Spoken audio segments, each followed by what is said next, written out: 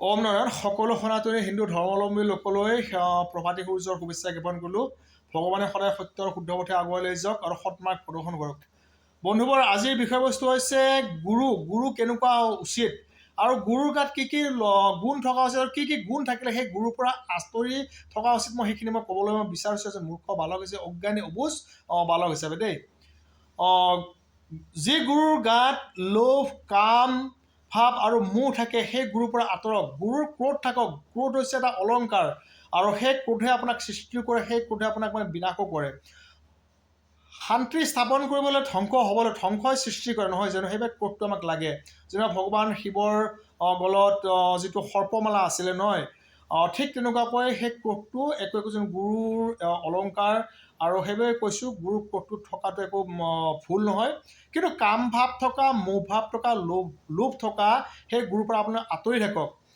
মই এতিয়া বিভিন্ন পন্থধাৰীৰ কথা মই ক'বলৈ গৈছোঁ। আমি শুনিবলৈ পাইছোঁ বিভিন্ন সময়ত বিভিন্ন মাধ্যম যোগে 54 বছৰ বয়সত 6-7 বছৰীয়া ছোৱালীক বিয়া কৰাও আমি এনেকুৱা ধৰণৰ গুৰুৰ কথা আমি শুনিবলৈ পাইছোঁ, যাক তেওঁলোকে গুৰু বুলি মানে। তেওঁলোক সেই গুৰুজনে আপোনাক কি পথে আগলৈ, যিজনৰ কামৰ ভাৱ আছে, কাম ভাৱ 54 বছৰ বয়সত যিমান আগতে বিয়া কৰাইছে মোৰ ক'ব লগা নাই। কিন্তু 6-7 বছৰীয়া ছোৱালী এজনী যে কামৰ লোভত যদি বিয়া কৰায়, সেই গুৰুৱে কি সময়ত কেনেকুৱা অসামাজিক কাম নকৰিব। তেওঁৰ দীক্ষাধাৰীসকলে, তেওঁৰ সেৱকসকলে, তেওঁৰ অনুচৰসকলে আপোনাৰ নিশ্চয় বিভিন্ন সময়ত দেখা পাই আহিছে। আৰু সেই দীক্ষাধাৰীসকলৰ কিছুমান আৰু এই দীক্ষাধাৰী গুৰুৱে বৰ্তমান কি কৈছে, নাভিত কিবা মৌ দি ক'ৰবাত চেলেকাৰ কথা কৈছে, ক'ৰবাত মৌ দি ক'ৰবাত চেলেকাৰ কথা কৈছে, নহয় জানো? বৰ্তমান সময়ত সেনেকুৱা গুৰু জেল হাজতলৈকো গৈছে, আপুনি জানে?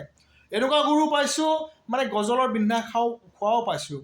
এনেকুৱা গুৰু পাইছোঁ, এনেকুৱা পন্থধাৰী যি নিজৰ পত্নী ঢুকোৱাৰ পিছত কাম ভাৱ থকাৰ বাবে কিবা অজুহাত দেখুৱাই পুনৰ এবছৰ দুবছৰ নহওঁতে আৰু পুনৰ বিয়া কৰাইছে। কাৰ বাবে জানে? কামনাৰ বাবে, কাম ভাৱ থকাৰ বাবে, নহয় জানো? আৰু মোহ থকাৰ বাবে। কাম, মোহ আৰু লোভে মানুহক আপোনাৰ পৰা বহুত বস্তু লৈ আহিব পাৰে। যেনেকুৱা ধৰি লওক, আপুনি কোনোবা এজন গুৰু তাত দীক্ষা লৈছে, আপোনাৰ গলত হীৰা সোণা কিবা চান্দি এনেকুৱা মণি মুকুতা আছে, তেওঁৰ গুৰুৰ যেতিয়া লোভ হ'ব নহয়, সেই লোভে কি কৰিব, আপোনাৰ পৰা সেই বস্তুবোৰত বিচাৰিব। সেইবাবে কৈছোঁ এনেকুৱা গুৰু হ'ব লাগে যি তন মন ধন, লোভ মোহ আৰু কাম ভাৱ যাৰ নাই, যিয়ে ত্যাগ কৰিছে, যাক সন্ন্যাস বুলি কয়, যি পৰম পিতা পৰমেশ্বৰৰ চিন্তা কৰে, যি গুৰু জ্ঞান, যি গুৰু বিজ্ঞান, ঠিক তেনেকুৱা গুৰুত আপুনি দীক্ষা লওক, বিপদত কেতিয়াও নপৰে। এনেকুৱা গুৰু পাইছোঁ নিজৰ ভৰিত ৰছী লগাই কিনে বহু দূৰলৈকে লৈ গৈছে, তাত ৰছীডাল ধৰিছে, কৃষ্ণ কৃষ্ণ বুলি কৈছে, দীক্ষা হৈ গ'ল। ভগৱান শ্ৰীকৃষ্ণৰ নাম কৈছে, কিন্তু জন্মাষ্টমী তেওঁলোকে প্ৰসাদ দিলে বা সেই ফুল নিৰ্মালিলে তেওঁলোকে গ্ৰহণ নকৰে। এনেকুৱা গুৰু পাইছোঁ তেওঁলোকে হোম যজ্ঞ কৰিলে সেই হোম যজ্ঞৰ কাষৰ পৰা আঁতৰি গুচি যায়। তেওঁলোকে ৰাতিপুৱা বন্তি প্ৰজ্বলন কৰে আৰু ধূপ প্ৰজ্বলন কৰে, অৰ্থাৎ অগ্নিপূজন হৈ গ'ল। হোম যজ্ঞ কি অগ্নিপূজন নহয় জানো?